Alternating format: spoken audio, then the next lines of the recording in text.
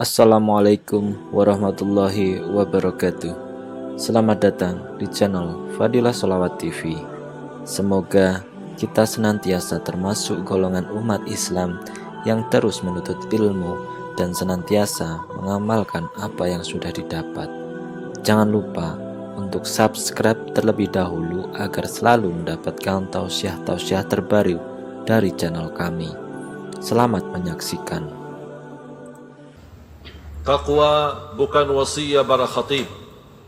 Taqwa bukan wasiat para alim ulama. Taqwa bukan wasiat para ustaz. Tapi taqwa wasiatullah kepada Nabi dan Rasul. Ya ayyuhan Nabi ittaqillah. Taqwa wasiatullah kepada orang-orang beriman. Ya ayyuhalladzina amanu ittaqullah. Taqwa wasiatullah kepada seluruh manusia. Ya ayyuhan nas ittaqu rabbakum. Taqwa wasiatullah kepada umat Nabi Muhammad sallallahu alaihi wasallam dan ummah yang terdahulu. Walaqad wassayna alladhina utul kitaba min qablikum wa iyyakum an ittaqullah. Kunci diterima amal ibadah kita oleh Allah taqwa. Innama yataqabbalu Allah minal muttaqin. Kunci jaminan selamat dari siksa neraka jahannam taqwa. Thumma nunajji alladhina taqaw wa nadharu adh-dhalimina fiha jithiya. Kunci jaminan kemudahan dalam segala urusan taqwa. Wa man yattaqillah yaj'al lahu min amrihi yusra. Taqwa kunci jalan keluar dari segala kesusahan dan musibah dan bala. Taqwa, wa man yattaqillah yaj'al lahu makhraja. Bahkan kunci mendatangkan rezeki dari tempat yang kita tidak pernah nyangka. Wa yarzuqhu min haitsu la yahtasib. Rasulullah sallallahu alaihi wasallam bersabda di hadis yang sahih, ittaqillaha haitsu ma kunt. Bertakwalah kepada Allah di mana pun anda berada. Di masjid, di jalan, di kantor, dimanapun kita berada selalu menjaga taqwa. Inti daripada taqwa menjalankan perintah Allah, menjauh dari larangannya. Menghalangi dirinya dari siksa Allah, itu hanya taqwa. Kita tulus hati ikhlas untuk menerima perintah Allah Subhanahu wa taala. Sikap seorang hamba ketika mendengar perintah Allah atau larangannya, sikap orang mukmin, sami'na wa ata'na. Ma'asyiral muslimin yang dimuliakan Allah Subhanahu wa taala. Ketika saya membaca Al-Quran tilawah, menarik perhatian saya sebuah ayat di dalam suratul Baqarah 126. Wa idh qala Ibrahim rabbi ij'al hadha baladan aminan warzuq ahlahu minats thamarat. Nabi Ibrahim berdoa agar negerinya aman dan dikaruniai oleh Allah rizki. Yang menarik perhatian saya, mengapa Nabi Ibrahim mendahulukan aman sebelum meminta rizki. Minta aman di negerinya, minta aman di kota Makkahnya. Ternyata nikmat aman luar biasa istimewanya. Dan sayang sekali kita manusia tidak bakal merasa nikmat aman kecuali saat hilangnya nikmat aman. Saya bisa merasakannya ketika saya beberapa bulan lalu ke Palestina. Kami bersama jamaah ingin salat tahajud di Masjidul Aqsa. Keluar dari hotel jam 2 malam. Sampai ke area Masjidul Aqsa, memang posisi Masjidul Aqsa terletak di dalam kota tua. Kita masuk dari pintu utama, masuk ke kampung dalam. Dari gang ke gang sampai ke halaman masjid. Sebelum masuk ke halaman masjid ada pintu besar yang dijaga oleh pasukan Israel. Ditutup. Tidak diizinkan kita masuk. Ramai jamaahnya. Indonesia, Malaysia, Turkiya, India, muallaf dari Inggris, muallaf dari Amerika, muallaf dari Prancis, ramai. Semuanya berkeinginan hanya untuk datang mau tahajud. Kami dibiarkan tidak dibukakan pintu sampai mendekat subuh kira-kira 20 minit. Coba dari jam 2 hampir mau jam 4 lebih. Di samping saya ada seorang bapa orang warga Palestina yang disebut Ahli Quds penduduk situ. Saya merasa gelisah dan jamaah pun merasa gelisah. Saya berajak bicara sama beliau, ini sampai kapan mereka buka? Kata beliau, dengan santai mereka akan buka semau mereka. Saya merasa tidak terima. Kita hanya datang untuk ke masjid, tidak mau ribut, tidak mau berbuat apa-apa, hanya untuk ke masjid. Beliau merasa saya gelisah dan hampir mau marah, tidak terima keadaan. Beliau senyum. Saya kaget, terkejut dengan senyumnya beliau. Dan saya bertanya, kenapa Pak senyum? Langsung dia berkata, pasti Anda orang baru ke sini. Kami sudah 60 tahun seperti ini, biasa. 60 tahun mereka tidak lancar untuk menuju ke masjid. Tapi subhanallah, selama saya berada di sana, tidak pernah Masjidul Aqsa sepi. Dihalangi, ditutupi pintu, begitu dibuka, ramai masjidnya. Pertanyaan saya kepada jamaah, kira-kira pernah kita di Indonesia ada yang melarang kita ke masjid? Belum pernah. Ini yang saya sebutkan nikmat aman. Nikmat aman, kita bisa beraktivitas, bisa kemana-mana. Bahkan kita tinggalkan keluarganya di rumah, anak kita sudah berani sendirian ke sekolah, aman. Kita harus syukuri nikmat aman ini. Karena nikmat aman luar biasa, lancar ibadah, makmur masjid. Ini salah satu kita melihat luar biasa ramainya jamaah Jumat karena aman. Tak pernah ada yang menghalangi kita untuk datang, apalagi beribadah. Ini yang wajib kita syukuri. Dan kata syukur nikmat aman tidak cukup dengan ucapan Alhamdulillah, tapi kita punya tugas bersama, kewajiban bersama untuk menjaga nikmat aman. Tidak boleh siapapun orang yang mengganggu, membahayakan amanan di negeri kita ini, tidak boleh dibiarkan. Karena ini orang yang akar fitnah yang bisa menimbulkan masalah keamanan di negeri kita.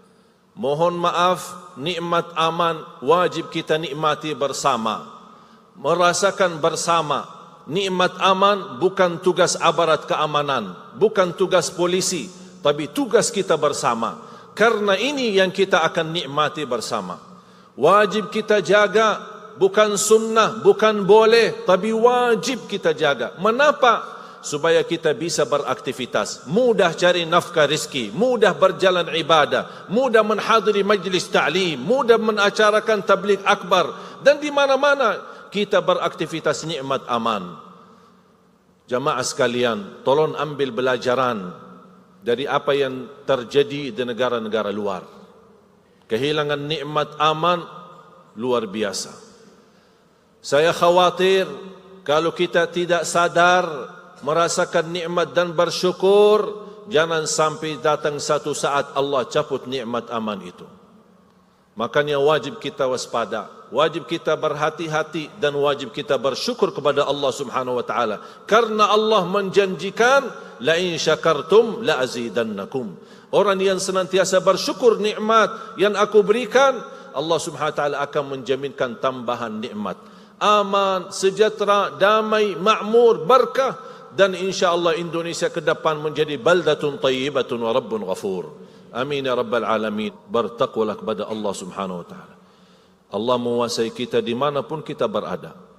Kita bisa sembunyikan dari mata manusia, tapi kita tidak bisa sembunyikan apapun dari mata Allah Subhanahu wa ta'ala. Inna Allah kana alaikum raqibah. Hari Jumat, hari yang agung dan mulia. Selalu saya berimpian, bercita-cita, kapan saatnya salat subuh bisa seperti salat Jumat. Walaupun alhamdulillah mulai ada gerakan subuh berjamaah, tapi seminggu sekali atau sebulan sekali. InsyaAllah dengan harapan yang tidak terputus asa terhadap Allah Subhanahu wa ta'ala. InsyaAllah saya percaya dan yakin Indonesia yang akan menjadi negara pertama yang akan memakmurkan dan mewujudkan salat subuh sama dengan salat Jumat. Ada satu amalan yang terbaik di hari Jumat ini, yang kita sering mendengar setiap khutbah, innallaha wa malaikatahu yusalluna 'alan nabi ya ayyuhalladzina amanu sallu 'alaihi wa sallimu taslima. Yang terbaik amalan di hari Jumaat tidak ada selain salawat kepada Rasulullah SAW. Salawat itu jauh lebih mulia daripada tasbih, tahmid, tahlil, takbir. Bahkan lebih besar pahalanya, bahkan lebih utama khususnya di hari Jumaat daripada banyak baca Quran.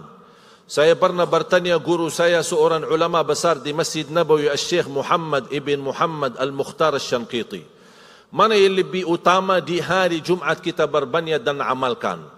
Apakah salawat kepada Rasul atau banyak baca Quran? Kata beliau, hari Jumaat khusus dan malam Jumaat lebih diutamakan berbanyaklah salawat kepada Nabi Muhammad daripada banyak baca Quran. Mengapa?